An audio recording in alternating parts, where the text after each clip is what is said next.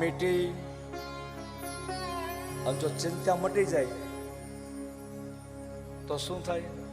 અને અમે ચિંતા ને ચિંતામાં ક્યાં તફાવત છે? આજે ચિંતા કરતા હોય ને એને સાંભળી લેવું. યાદ રાખજો, ચિંતા અને ચિંતામાં માત્ર અનુસ્વારનો તફાવત છે, પણ કામ બેના હરખા છે. ચિંતા એ મરદાને બારે છે, પણ ચિંતા છે ને જીવતાને સળગાવી નાખે છે. યાદ રાખજો. એટલે હું વારંવાર કહ્યા કરું, ચિંતા ન કરવી સાહેબ. જોયા કરતો કે લોકો લગભગ કાં કોઈ ભૂતકાળમાં હોય, કાં કોઈ ભવિષ્યમાં હોય.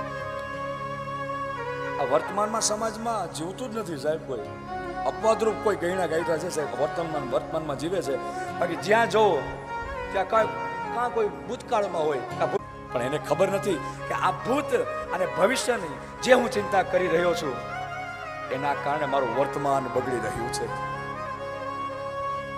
यही वर्तमान क्षण है जिसमें सी भूत और भविष्य का प्रादुर्भाव हुआ है, और जिसमें से ये भूत और भविष्य का जन्म हुआ है, मैं उनको ही बिगाड़ने के लिए तैयार हुआ हूं.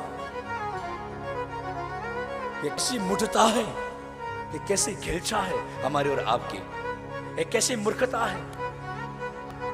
वर्तमान में जीवो वाला, वर्तमान में जीवो. જીવનને સમૃદ્ધિમય બનાવવું હોય અને જો પરિણામ સુધી પહોંચવું હોય, તો સત્ય સુધી પહોંચવું હોય, અને જો કૃષ્ણ સુધી પહોંચવું હોય, તો આજથી સંકલ્પ કરો, આજથી વર્તમાનમાં જીવવા લાગજો સાહેબ. વર્તમાનને પકડી લેજો. અને જેને પોતાના વર્તમાનને પકડી લીધું છે, મહાપુરુષો કહે છે એ મસ્તી મારીએ છે સાહેબ, એ જ મોજ મારીએ છે. અને કેવી મસ્તી! અહીંયા એટલે જ લખવું પડ્યું છે. એ આવી મસ્તી આવે પછી તે પોતાની ચાહનાને મિટાવી દે. જેના જીવનમાં યાદ રાખો, ચાહ મટી જાય, એના જીવનમાં બધી ચિંતા પણ મટી જાય છે સાહેબ. ચાહના ही चिंता का कारण है. સમજાય ને? એ જેને જોઈ છે એને ઉપાધિ છે સાહેબ. જેને જોઈ છે એને ઉપાધિ છે, બાકી જેને કાંઈ જોતું નથી એને શું ઉપાધિ ભાઈ? એને શું ઉપાધિ? કાંઈ ઉપાધિ. જ્યાં બેઠો હોય ને મોજમાં બેઠો હોય. ભાઈ આપણે હું ગામ હરકતું હોય, આપણે શું ભાઈ? ભલે હરગે. ચા મીટી ચિંતા મીટી એટલે કીધું છે માટે મુક્ત થઈ જાય. મનને મુક્ત કરવા માટે ચિંતાને મિટાવી જરૂરી છે. અને જો આવું થઈ જાય ને, ધ્યાન દેના, તો પછી એ જે વ્યક્તિ હશે આવું એના જીવનમાં જો બધું છોડી દે, તો છોડ્યા પછી એ આ જગતનો રાજા બની જાય સાહેબ. અને રાજા એટલે પાછો એમ ન સમજવું કે આ કોઈ બહારના રાજાની વાત કરું છું, કારણ કે આ ધર્મપીઠ છે, આ કોઈ રાજ. અને આયનો રાજા કઈક જુદો છે સાહેબ. આ કોઈ બહારના રાજાની વાતો નથી જે 2-5 ગામનો રાજા હોય સાહેબ. હા, એની વાત નથી. ઈ રાજા કોણ અને કેવો હોય અને કેને રાજા કહેવાય? સુનો.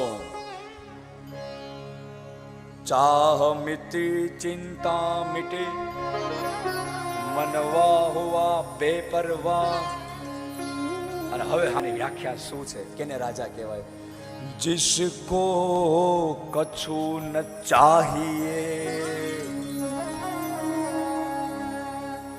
वो साहन का साथ, जिसको कछु न चाहिए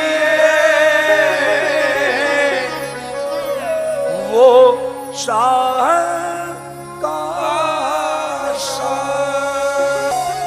સાહેબ, જેને કાંઈ નથી જોતું, જેને બધું છોડી દીધું છે, જેને લાત મારી દીધી છે સાહેબ, એ સાહનનો શાહ છે, એ રાજાનો રાજા, એ બાદશાહનો બાદશાહ છે સાહેબ. ભલે પછી ઘાસની ઝૂંપડીમાં રહેતો હોય સાહેબ, પણ બાદશાહનો બાદશાહ છે ને રહેતો હોય સાહેબ.